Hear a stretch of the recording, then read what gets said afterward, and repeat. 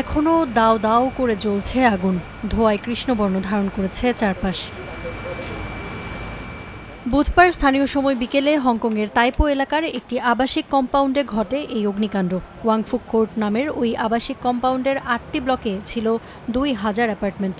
এসব অ্যাপার্টমেন্টে থাকতেন ৪,৫০০-এরও বেশি মানুষ, যাদের বেশিরভাগই এখন নিঃস্ব। ২ দশকেরও বেশি সময় আগে আমরা এই অ্যাপার্টমেন্ট কিনেছিলাম। আমাদের সবকিছু এখানেই। এখন সব পুড়ে গেছে, চোখের সামনে সব পুড়ে ছাই হলো, কিছুই করতে পারলাম না। মনে হচ্ছে মৃত্যু যন্ত্রণায় ভোগ করছি। জীবন বাঁচাতে এখানে এসে আশ্রয় নিয়েছি। জানি না শহর সম্বলের কি অবস্থা, আর কোনোদিন নিজের বাড়িতে ফিরে যেতে পারবো কিনা তাও জানি না।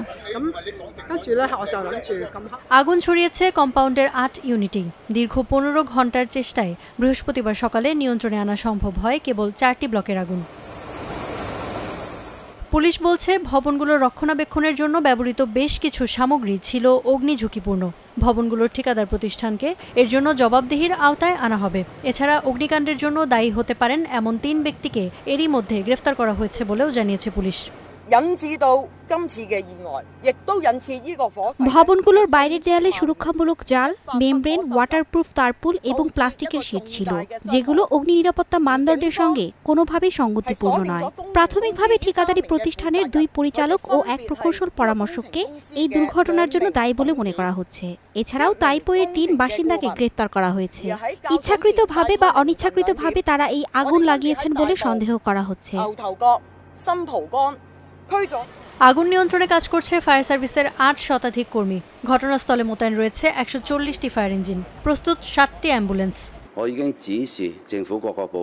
এই দুর্ঘটনাকে সর্বোচ্চ গুরুত্বের সাথে বিবেচনা করা হচ্ছে।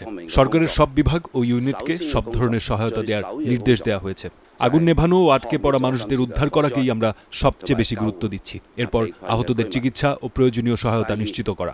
পরিস্থিতি সামাল দেওয়া গেলে আমরা এ বিষয়ে বিস্তর তদন্ত করব। এই অগ্নিকাণ্ডকে গেল ৬০ বছরের মধ্যে সবচেয়ে ভয়াবহ বলে অভিহিত করছে হংকং কর্তৃপক্ষ।